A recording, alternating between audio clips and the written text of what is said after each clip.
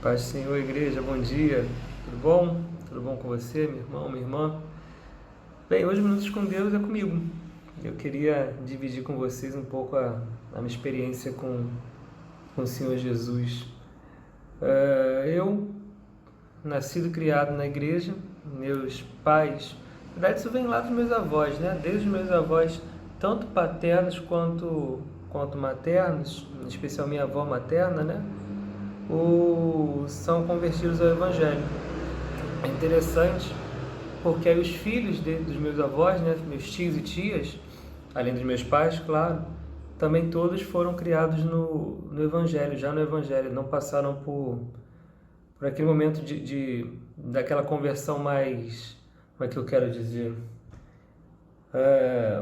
um ponto específico de conversão em que eles eram do mundo e se tornaram da igreja. Nós sempre foram da igreja, muito embora todas as pessoas, inclusive as que nasceram na igreja, passam por momentos de conversão, muito embora às vezes não seja uma coisa tão pontual, seja mais um processo, né, que a pessoa perceba lá na frente. Então meus pais também evangélicos desde sempre. Engraçado porque meu pai e minha mãe, né, vocês conhecem, eles tocam e cantam juntos desde criança, né? Seria correspondente ao UCP. Porque tanto meus avós, meus tios e tias, dos dois lados, paterno e materno, todos vieram da Assembleia de Deus, onde eu nasci e fui apresentado, né? Porque na Assembleia não batiza criança. Eu fui apresentado na Assembleia, novinho, Assembleia de São Cristóvão, Pastor Túlio, se eu não me engano, na época, onde meu pai já tocava, me cantava e tal. Muito embora eles tenham maior parte da história deles se desenvolve em Nilópolis, aquela igreja ali, presbiteriana de Nilópolis, né? Onde tem tias ainda que congregam lá, aquela perto da estação de trem, onde o Dudu trabalha hoje em dia, como músico. E chega até mim, né?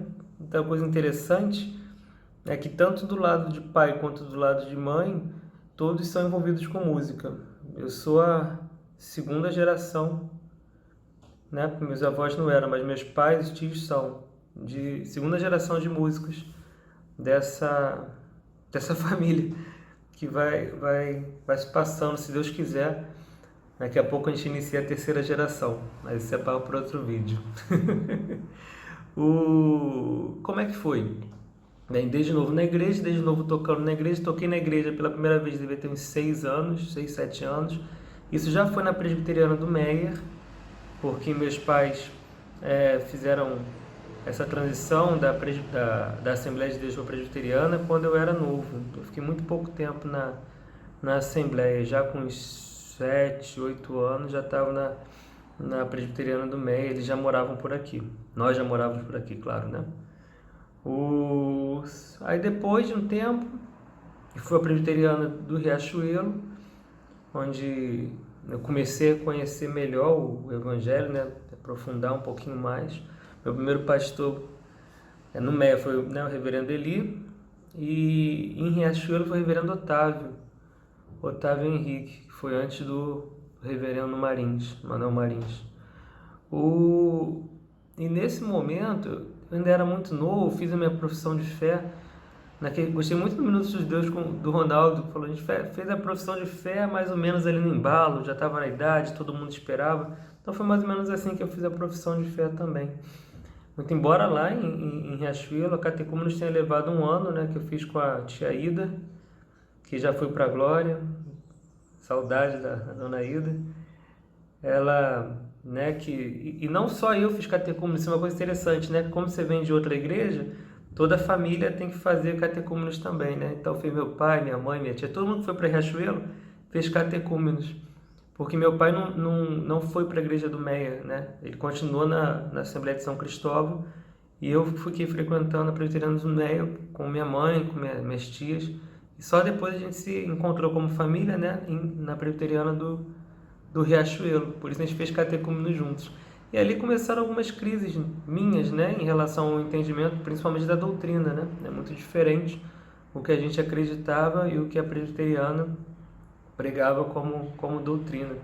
Então tive minhas dúvidas, tive minhas dificuldades, mas mas não foi suficiente para eu não fazer a profissão de fé. Eu fiz a profissão ainda com algumas dúvidas, ainda com não acreditando totalmente em tudo, mas fiz. Fui batizado também na presbiteriana do Riachuelo. Só que depois de um tempo eu me afastei do Senhor. Engraçado, né? Como a gente consegue se afastar do Senhor e permanecer na igreja, né? Isso acontece algumas vezes. Você continua na instituição igreja, né? É quando você se cadastra, faz um crachá de religioso, né? Você continua indo à igreja regularmente, ninguém sabe o que está acontecendo, você vai vivendo a vida, mas dentro de você, você não acredita muito mais naquilo. Nunca deixei de acreditar em Deus, né, no sentido maior da palavra, saber que existe um Deus, mas a minha vida foi desregrando lá pelos 15, 16, 14 anos, não sei, por aí. Se isso durou, sei lá, uns 2 anos e tal, até que algumas coisas começaram a mudar em mim. Eu percebi que a coisa mais importante que a gente tinha que ter para se manter na caminhada cristã é o entendimento e o amor pela palavra de Deus. E apesar de eu não ter um momento assim pontual para dizer para você, mas ali por volta de uns 2 meses, 3 meses, Deus foi trabalhando no meu coração devagarzinho e eu percebi que eu precisava de uma mudança. Eu percebi que eu não estava bem comigo mesmo, eu percebi que eu estava me afundando cada vez mais nos meus pensamentos, nos meus desejos. E aí eu decidi mudar de igreja. Não acho que isso é regra para todo mundo, mas eu estava precisando de uma guinada. Além dessa guinada com Deus, eu precisava de uma guinada de ambiente também, de pessoas e tal. Eu estava me sentindo um pouco sufocado na época pelas coisas da vida, tanto escola, tanto igreja, círculo de amizade. Conclusão, eu saí procurando um lugar para ficar. Eu já tinha começado a entender um pouco mais sobre Cristo, sobre a palavra, e comecei a procurar um lugar para mim, onde eu encaixasse. Foi quando eu encontrei Maria da Graça. Engraçado que eu cheguei em Maria da Graça num domingo, a gente já se conhecia de congresso e tal, eu conhecia o pessoal adolescente, né? Rafa, Gisele, Mary, já conhecia de vista, já tinha, acho que teve um retiro juntos também, que Maria da Graça foi com o Riachuelo. Foi esse retiro que a gente ficou mais próximo. O Rafael, o Diácono Bittencourt, sabe o nome que eu estou querendo não dizer, o apelido dele? Ele mesmo, o Lelé. Ele também conhecia, grande amigo, João Marcos. E com o tempo eu entendi que Maria da Graça era o lugar que eu ia ficar. Eu cheguei num domingo em Maria da Graça, com a gaita no bolso, né? Sempre ando com a gaita no bolso para momentos como esse. Aí cheguei um domingo lá, me deram um microfone. João, leva o louvor com a gente? Eu levo e tal. E desde então estou levando o louvor com vocês. Isso tem uns 15 anos já, que todo domingo eu estou naquele microfone verde. Deus é muito misericordioso com a gente, porque olhando para trás eu vejo como Deus me livrou de ciladas investidas no maligno, que hoje podiam, com certeza, ter enrolado muito mais a minha vida. Estava pensando nisso semana, antes de fazer aqui um Minutos com Deus, né? Nas últimas semanas, fiquei pensando nisso. Olha quanta coisa Deus desviou de mim. E eu nem... Se fosse por mim mesmo, teria caído de cabeça naqueles problemas. Mas Deus, com todo o seu amor, toda a sua misericórdia, Ele foi desviando as coisas ruins do meu caminho. E quando, assim que eu entendi que Jesus é o Senhor, eu entendi também que o que prende a gente no Senhor é a palavra.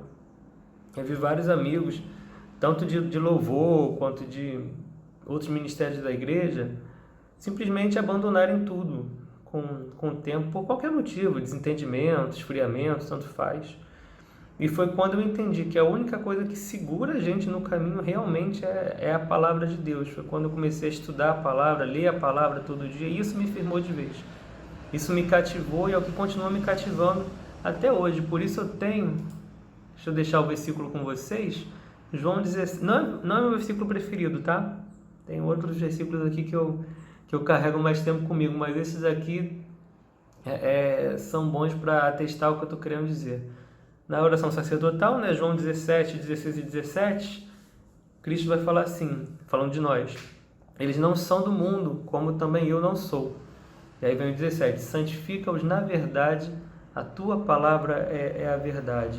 Isso daqui me pega até hoje. Eu entendo realmente que nós precisamos ser santificados na verdade e que a palavra de Deus é a verdade. É interessante que a palavra de Deus, né, Jesus também é o verbo, Jesus também vai se identificar como o caminho, a verdade, a vida, né?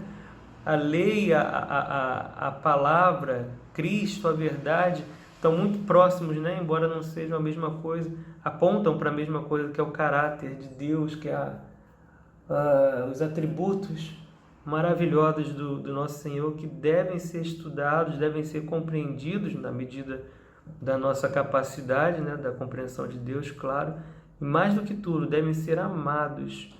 Hoje eu vejo muita aversão ao amor à lei.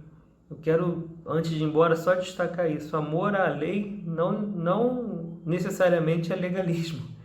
Muito pelo contrário. Salmo 119, que eu não citei aqui, mas e nem posso citar ele inteiro, né, por razões óbvias, mas, por exemplo, no 142 vai falar que a tua justiça é a justiça eterna e a tua lei é a própria verdade. Lembra a verdade que eu falei que a gente é santificado? Nela a gente é santificado. Então hoje eu vejo muito desprezo pela lei do Senhor. Claro que a lei, nós não devemos ter a lei no sentido de regras, preceitos, como uma coisa mais o top da vida, né?